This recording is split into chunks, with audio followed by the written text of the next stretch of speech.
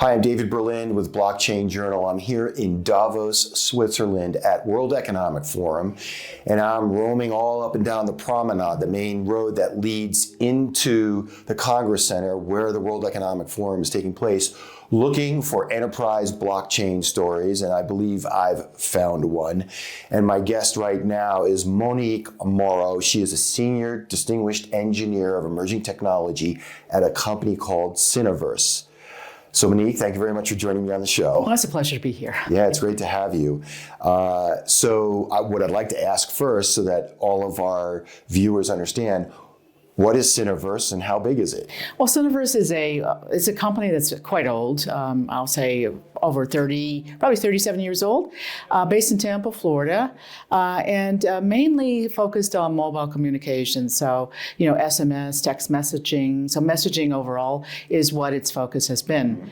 And so it's really in the carrier space, telecommunications space, although we'd like to say we're a technology company. So that's what Cineverse is in a nutshell. And so are the carriers your customers? Carriers are indeed our customers, and so are now the business has been divided. So between carriers and also enterprise customers. So enterprise customers, you can think of banks, you can think of different verticals, but mainly the carrier space. And what do carriers come to you for? Well, the thing of it is that we're involved in the text messaging relationship with them. So we actually interact with the carriers. So when you have a text message on your phone, you can thank Cineverse and the carriers. So you're providing the basic infrastructure to the carriers to manage their SMS infrastructure. Correct. You could actually couch it that way. So we don't know it, but when we're using text on our phones, it's probably going through you. That is correct. Indeed, it is. Wow. So you're a bona fide enterprise, 37 years, all these carriers. And a small company. Yeah. I should say a small company. So we're probably around maybe about 1,700 people. I mean, we've kept our company fairly small. So yeah, we're fairly small and an enterprise. So we do care about quality, as do our carriers. You can imagine our customers are going to care about that. So senior distinguished engineer of emerging technology. Blockchain is one of those emerging technologies. Is it on your radar? It is indeed. Blockchain is, and we can talk about others, but blockchain mainly, because this is the purpose of our conversation today. Absolutely. The thing about blockchain is to make sure that there is a business aspect to it. We don't want to go deep into a conversation that's too technical. I mean, what's the business problem we want to solve? So that's what we start out with. And so indeed, it is something as an emerging technology, I would say a technology that has arrived, although we've been following it, that we do care about. Yeah, and that seems to be a common theme whenever I talk to anybody who's involved in any technology for the enterprise, which is the starting point is, what business problem are we trying to solve? So in your explorations, what business problems does blockchain look to solve? So we're thinking, for example, how do we look at billing friction, especially amongst ourselves? What is internally? What is the billing friction that we have to look at? We're a conglomerate of several companies, and so you can imagine that you have sort of these companies that have come together, but there's a friction, they're siloed. So are we losing contracts, for example? Are we losing any insights into our billing? So certainly blockchain has a place there. And how so, might I add? What characteristic of blockchain helps eliminate the billing friction there? Well, you have we commonly call this a single source of truth, but you're able to see transparency in the process of who is signing off for what bill, what process, et cetera. That for us is very important, because right now it's very clunky, it's very heavy, and so we're certainly have been looking at that. That's another common story I'm hearing, is the single source of truth story, where if you have multiple parties involved in some sort of contractual engagement, if each party has its own ledger, then it's a lot of work to reconcile any incongruencies between those ledgers. And so this idea of a single ledger, a public blockchain of some sort, resolves that particular problem, because everybody has a view of the same thing. Especially when we're dealing with third parties. So you picked up on it very, very nicely. And so that's one thing, because otherwise it's sending probably an Excel sheet from one source to another source to another source, and that's just not going to scale. And additionally, I'm also chair of the GSMA Distributed Ledger Technology Group. Pause there. What is the GSMA for everybody who doesn't know? It's a global, this is the global mobile group. Okay. And so all the carriers. It's for the carriers. It's a standard-setting organization? A part of it's a standard-setting organization. It's an industry group, so mainly driven by carriers, telecommunications providers. I would come in, or Cineverse would come in as a solution provider for carriers. And so, we have, so for that, it was actually approved and actually recommended by the carriers that we should have a distributed ledger technology group. And what we mean by DLT, underscoring it or underpinning it, is blockchain itself. We could think of different types of DLTs, whether it's Ethereum, whether it's Hyperledger Fabric, whatever your favorite DLT is. And so that's the starting point. So just going back to the GSMA for a moment, when the world is going to move off of some older cellular phone technology to a newer one, that's a big deal for the GSMA because all the carriers are there. That's their consortium, and that's where they talk about what are we moving from and to, and how are we going to maintain compatibility so that I can call you no matter what system you're on. Correct. And so 5G is, we're thinking you got 4G, 5G, so the newer generations of communications is definitely part of the. And so distributed ledger technology is of great importance to them because maybe they're seeing some opportunities to eliminate friction between whatever it is. And there have been wonderful use cases. Blockchain for wholesale roaming is an example of that. How does that work? So for blockchain for wholesale roaming, because you're roaming between each other, wholesale roamers. We're all roaming here. So it's a contract. I have a contract with you. You have a contract with the next individual organization. So it's smart contract relationships. And so I, agreed to settle because it's settlement.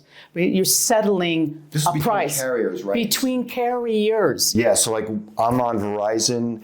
I don't know what carrier. Let's say Verizon and maybe Swiss Right. So when I'm roaming on Swiss Telecom, that requires some settlement between the two companies. Absolutely, okay. It's a settlement. So, and then this settlement can actually, the Friction Act can actually be removed via a smart contract relationship, and those use cases have been actually well defined past several years, and so now it's just double-clicking on more of those use cases. Okay. And so blockchain for wholesale roaming was the first use case that the GSMA came out with. Very interesting. Yeah. And so, look, let me just say one thing about blockchain overall for the enterprise. It's about the business. What is the friction that we are trying to solve? Billing, lossy contracts. Do we have insights? Do we know what we're doing, especially with third party, that circle sort of a trust? Well, and it may be right now you're seeing it more private, permissioned. Maybe at some point in time we move to a hybrid open area. So, and I think it's more or less in that vein. That's what we're looking at. You're referring to the difference between permissioned blockchain and permissionless blockchain. Correct. Those are two big differences. So we're more. So what you're seeing now is the universe in the enterprise space is mainly in the world that I'm sitting in is private permission. At some point in time, I think there's going to be a conversation of let's look at how we make it more hybrid. Let's look at how we make it more scalable. And so those are the conversations that are definitely starting to happen and to occur. And so, we know that these are tools, and I want to just say blockchain is a tool, as are other tools that we believe could solve some problems where we see friction. Billing is an example. Sure. And the single source of truth, when you talk about the permissioned nature of the blockchains that are in place right now, I'm assuming by permissioned, in this world, in this industry, permissioned means you have a lot of carriers that are on the same chain, but they are permissioned into the chain. There's really nobody else participating. By nature, you would... they know one another. That's right. The permission. That's the universe that they know one another. Now, there could be an argument that says, well, that's not really blockchain. That could be an SQL database. Really? But at least it's an experiment with the parties who know one another. And I think that's one step in a phase of understanding blockchain and being able to use it for the cases that we're describing. You mentioned smart contracts, and just for our audience, the smart contract is the way by which an enterprise would write some form of custom code that runs on top of the blockchain to make the blockchain do exactly what it is they needed to do. Yeah, I mean, I would call them Boolean. Yes, it's code. I wouldn't say it's smart. I mean, probably the earliest example of a smart contract is a vending machine. That's not so smart, but it works, right? So it has, you put your money in and you assume that it's going to work. Yeah, in the background of a smart contract, those are conditions. And for those who like to code, it says if you do this, then you do that. They're Boolean integers, and so that's what a smart contract is. But a smart contract also helps optimize, digitally transform certain processes and optimize them to eliminate opportunities for human error. Where you mentioned before, there's some of this clunkiness when you're trying to work between carriers. It probably helps out there too, right? Correct. I mean, and that's important observation, because you don't want garbage in, garbage out. Right? Oh boy, so you're going back like that's the 30-year-old, right? It's GO, right? And it still applies. And so this is important to note that you have conditions. There are conditions that will execute. You want them to execute. Then you get into coding languages. Then you get into the technology components behind it. And most people know some of these coding languages already. So you mentioned earlier that Cineverse is 37 years old. Thereabouts, yeah. That's an old school company at this point. Yes.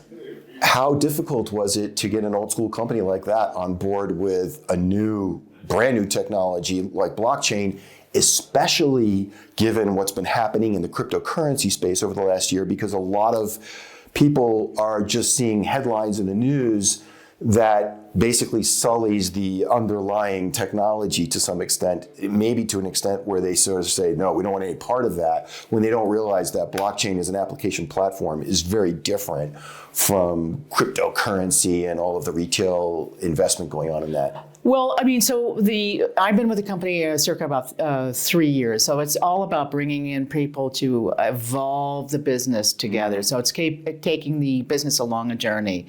And so I'd like to distinguish between the bad press that's been out there and what's what's positive. The bad press that's been out there only underscores the need in the industry for what I'll call due diligence and governance. Okay, so that's very, very important. That means taking also, I hate to say this, but you have to say it, regulators along the journey, because our business is regulated, highly regulated. So we need to make sure we take regulators along the journey in this process. So we'd like to distinguish that. We like to look at the underpinning aspects of the tool itself, which is blockchain. We believe that has, and we believe and we understand that has business aspects to us, and we are actually proving it. Whether or not you create a blockchain center of excellence in your company or and so on. But it's taking people along the journey.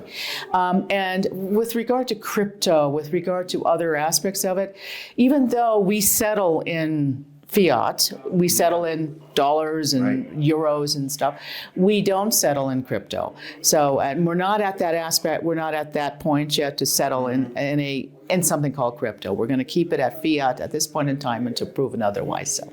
Sure. The other day I was over at a presentation that was being given in Circle's building that's down the promenade, Circle, the stablecoin company, and I heard the chief operating officer use a phrase that they called the regulatory perimeter, which the picture I had in my mind, the way she described it was kind of like an amoeba. The cell walls are constantly changing, like shifting and moving around.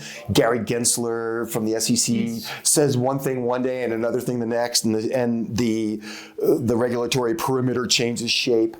Is that something that you have to keep an eye on? Absolutely. I mean, we are a global company, so it's not only what's happening in the United States, it's what's happening in the European Union, it's what's happening. So we have to keep our eyes across all of the aspects of where we touch our customers, and that's global.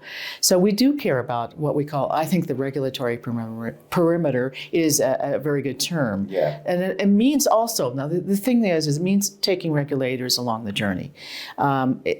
Because what happens if you have something that's overly regulated, then you don't have the opportunity to innovate and innovate in a way that you want to be able to innovate that is safe for your customers, safe for your business.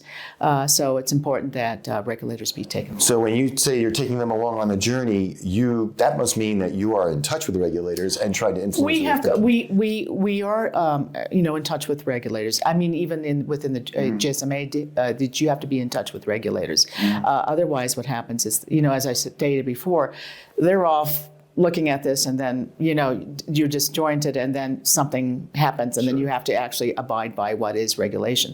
It is quite important to be involved with them. It is quite important to actually start about what does education look like, what does training look like together. So I would argue that regulators are going to have to be able to be savvy in this business and understand the technology, underpinning of technologies, understanding the value that it has, but also understanding what the risks are, so that we can actually look at how we mitigate against risks together as an industry. Do they get it? I think they're starting to get it. I mean, that's a very general question. I think the thing of it is that people are still coming out of the FTX fiasco, et cetera, and it means going back and saying, hey, but blockchain is here. It is here to stay, and it's not going to go away. I think part of the concern, particularly in the United States, is that there's so many differing opinions across the regulators, the lawmakers, that it's going to hold the U.S. back in terms of innovation until that's resolved. And meanwhile, we had Yulia Parliamenko, who is with the Ministry of Digital Transformation in Ukraine, in here in the studio the other day, and they are just zipping along. Like, it's remarkable given what's going on in Ukraine that they're even getting any work done. But they are moving very fast, have a mandate from President Zelensky to digitally transform the whole country. And it's like a no-holds-barred effort, which means that they're going to zip past a lot of other countries. And I think about that, and I think about, wow, are we in danger because of this regulatory conversation that's unresolved as of yet, of losing our innovative footing that we typically have in the world? And when I say we, I speak of the United States because I happen to be based there. Well, so I am a dual citizen, U.S. and Swiss. So in the United States, there is a risk. Absolutely a risk, because it's so disjointed. The conversations are so disjointed. And it's also about, so if you look at the countries, and I'm impressed, by the way, with what's happening in Ukraine. I'm utterly impressed. In fact, talking with some of my colleagues from Ukraine, they're saying, gosh, you guys are using such old technology. You are way behind us. What is your country vision? And then you have state vision. If you look at China, country vision, or you look at any of the countries, what is your vision to think about what does transformation mean? What kinds of technologies are you going to need to support? I think in the United States, the White House has also this whole technology group. And so that breaks down to what happens within the Congress, and that breaks down the states, and so on and so forth. But you have to really execute fast. Some states may be executing faster than others. But you cannot be encumbered by your own sets of what I'll call complex regulation between states, between federal government, and so on. Otherwise, that will just hold you down. I feel like I could talk to you for hours because you really have your hands on all of the buttons here when it comes to blockchain in the enterprise, regulation, and so on. One last question is, you're here at World Economic Forum. What is it you're trying to accomplish, and have you gotten it accomplished yet? Listening to these conversations about responsible protocols. Blockchain is an example of it. And I think also, how can we use these technologies to actually create even a bigger, bolder business? And yes, I'm getting a lot of conversations that are going in that direction, and it's meeting my goal for being here in Davos. Is blockchain in the conversation behind closed doors all around the world? Absolutely. Yeah. And they're calling it sort of responsible protocols, enterprise grade, which is how we started the conversation in the first place, and not so much about making money, but actually looking at other verticals. How can we apply to the medical healthcare vertical, the oil and gas vertical, and so on? We are just at the tip of the iceberg of what is possible in enterprise blockchain. I'm glad we're working on enterprise blockchain at Blockchain Journal here, so thank you very much. Well, have a great rest of your World Economic Forum. Thank you for joining me here on our show. It's a pleasure. Thank you once again. We've been speaking with Monique Morrow. She's the Senior Distinguished Engineer of Emerging Technology at Cineverse. Thanks for joining us. Look for more of our videos on our YouTube channel at Blockchain Journal.